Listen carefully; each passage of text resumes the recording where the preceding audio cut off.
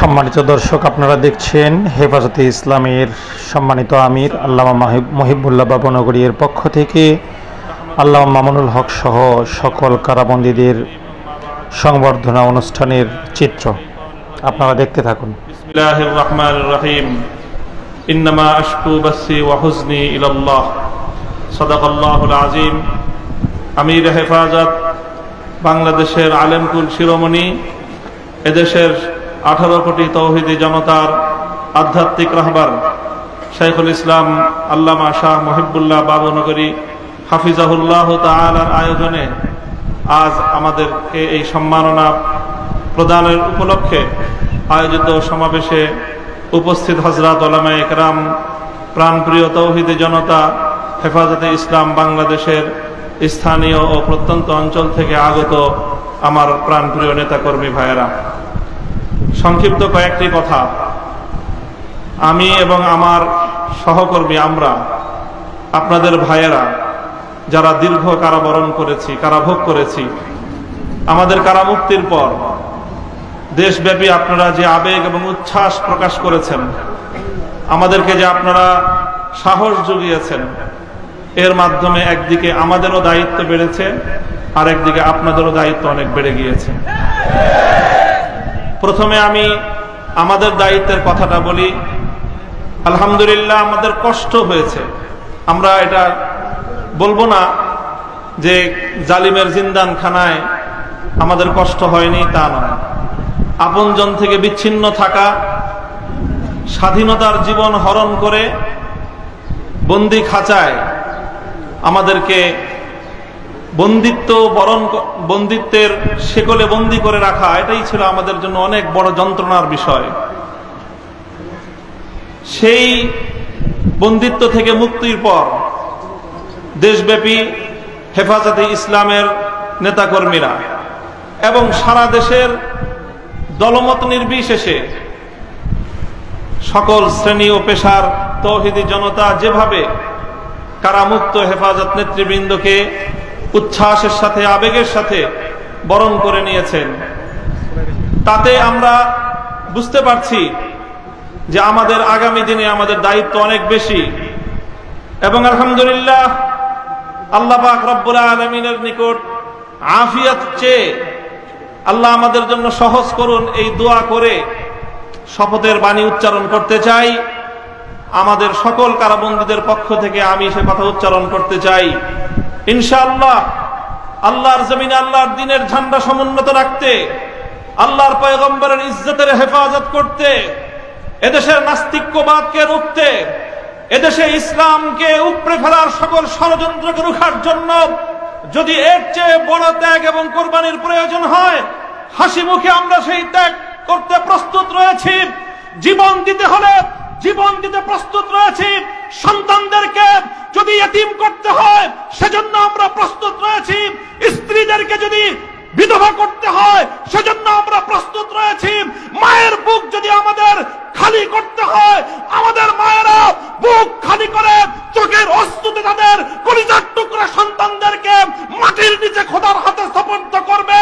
কিন্তু ইসলামের জন্য, ইসলামের বিপক্ষ কোন শত্রুর সাথে এক মুহূর্তের জন্য আপোষ করতে প্রস্তুত নয়।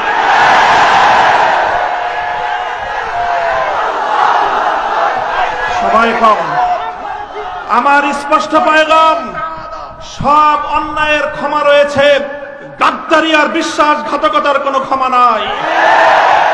যারা গাদ্দার এবং বিশ্বাসঘাতক হিসেবে পরিচিত হবে, প্রমাণিত হবে, আগামী দিনে তৌহিদি জনতা তাদেরকে ঠাঁই দেবেন না। ইনশাআল্লাহ উলামায়ে কেরাম, হেফাজত নেতৃবৃন্দ যেভাবে শপথে বলিয়ান হলেন, যারা আমাদেরকে এভাবে সমর্থন যোগাচ্ছেন, আপনারা তো সমর্থন যোগাচ্ছেন, কিন্তু আপনারা কি কথাটা টের পান যে আপনাদের এই অভূতপূর্ব সমর্থনের কারণে রাষ্ট্রযন্ত্রের পক্ষ থেকে আমাদের উপর চাপটা কিন্তু আরো বেশি বেড়ে যায়।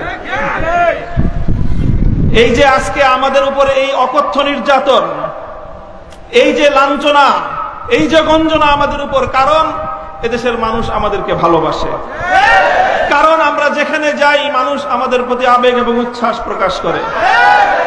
এখন আপনারা যদি আবেগের উচ্ছ্বাস প্রকাশ করে ঘরে গিয়ে বসে থাকেন চুপ করে, তাহলে আমাদের উপর কিন্তু চাপটা, জুলুমের স্টিম রোলারটা আমাদেরকে কিন্তু নিষ্পেষণ করে দিবে। তখন আপনাদের আবেগ প্রকাশ করার কিন্তু আর কোনো জায়গা অবশিষ্ট থাকবে না। এই জন্য আমি আজ আমাদের আমির, এই জনপদের সকল আলেম ওলামার আমির, এই জনপদের কোটি কোটি তৌহিদি জনতার অবিসংবাদিত আধ্যাত্মিক রাহবার আল্লামা মুহিবুল্লাহ বাবুনগরীর এই মজমাকে সারা দেশের প্রতিনিধিত্বশীল মজমা হিসেবে গ্রহণ করে আমি এ জাতির কাছ থেকে জিজ্ঞাসা করতে চাই, আগামী দিনে ইসলামের কথা বলার অপরাধে, আল্লাহর পয়গম্বরের ইজ্জতের পক্ষে কথা বলার অপরাধে শাপলা চত্বরের আমার ভাইয়ের রক্তে রঞ্জিত শাহাদাতের কথা বলতে গিয়ে হঠাৎ আমার যে সকল সন্তানদের বুকগুলোকে জালিমের বুলেটের আঘাতে ঝাঁঝরাতে হতে হয়েছে, ব্রাহ্মণবাড়িয়ায় যেভাবে পাখির মতো গুলি করে আমার সন্তানদেরকে শহীদ করা হয়েছে, সেই সন্তানদের পক্ষে কথা বলতে গিয়ে আমাদের কণ্ঠ যদি আবার চেপে ধরবার চেষ্টা করা হয়, তাহলে আপনারা রাজপথে তার মোকাবেলা করবার জন্য প্রস্তুত থাকবেন কিনা?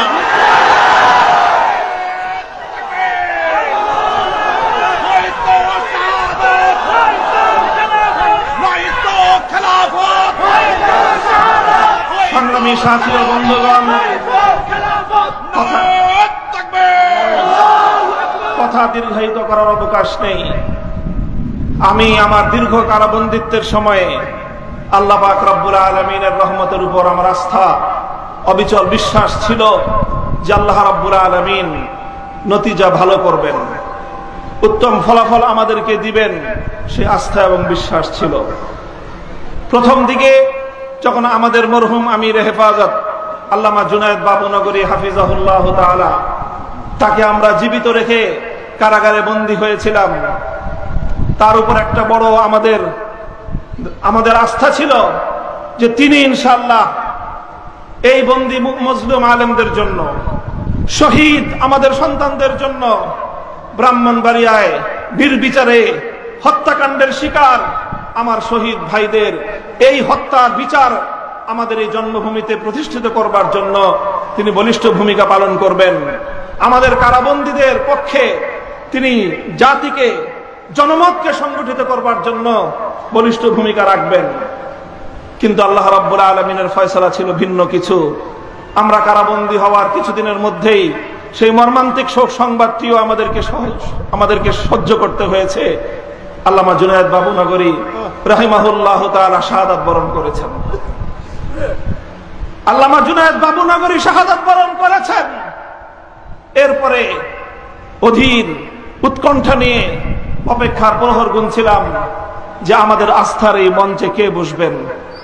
যখন জানতে পারলাম ওলি ইবনে ওলি, এ জাতির শ্রেষ্ঠ সন্তান, আস্থার মূর্ত প্রতীক আল্লামা শাহ মুহিবুল্লাহ বাবুনগরী হাফিজাহুল্লাহ তাআলা ইমারতের এই ঝান্ডা তিনি নিজ হাতে তুলে নিয়েছেন, সিজদায় শুকর আদায় করেছি, আস্থায় বুক বেঁধেছি যে ইনশাআল্লাহ একদিকে তিনি আরশের মালিকের সঙ্গে রাতের বেলায় চোখের অশ্রু ছেড়ে তিনি এই সংকট উত্তরণের জন্য আল্লাহ পাক রব্বুল আলামিনের সাহায্যকে জমিনে টেনে আনবার জন্য চেষ্টা করবেন।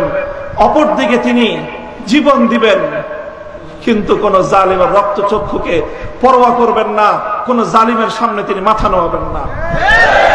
এই আস্থা ছিল এবং আলহামদুলিল্লাহ আমার উপলব্ধি হলো এই, যতটুকু আস্থা শুরুর সূচনাতে ছিল, আজ পর্যন্ত আমরা আমাদের আমির হেফাজতের থেকে তার আচার আচরণ, তার ভূমিকা আমাদের আস্থার চেয়ে বহুগুণ বেশি পেয়েছি। আমাদের আমির আল্লাহর পক্ষ থেকে আমাদের জন্য অনেক বড় নিয়ামত। ইনশাআল্লাহ আমির হেফাজতের হাতকে যদি আমরা এভাবে শক্তিশালী রাখতে পারি, এদেশে আমাদেরকে জুলুম করতে পারবে, আমাদেরকে গুলি করে হত্যা করতে পারবে, কারাগারগুলোকে আমাদেরকে দিয়ে ভরপুর করতে পারবে। বাংলাদেশে কারাগারের সর্বমোট আসন হলো 70,000। কয় হাজার? আমরা শাপলা চত্বরে গিয়েছিলাম, কমপক্ষে হলো 20 থেকে 25 লক্ষ। 70,000 হেফাজতের কর্মীরা কারাবন্দী হবে, কিন্তু জালেমের সামনে মাথা নোয়াবে না। এই দেশের 1 ইঞ্চি মাটি নাস্তিক্যবাদ এবং ইসলাম বিদ্বেষের জন্য কারো হাতে ইজারা দেবে না ইনশাআল্লাহ। আল্লাহ পাক আমাদের সকলকে তৌফিক দান করুন, কবুল করুন। আমাদের আমির হেফাজত সহ আকাবিরিনদেরকে আল্লাহ পাক দীর্ঘ নেক হায়াত দান করুন। ওয়া আখিরু দাওয়ানা আলহামদুলিল্লাহি রাব্বিল আলামিন। আসসালামু আলাইকুম ওয়া রাহমাতুল্লাহ।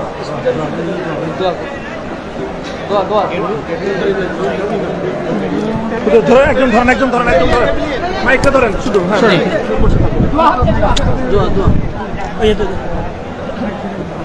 اللهم صل على سيدنا مولانا محمد صلاة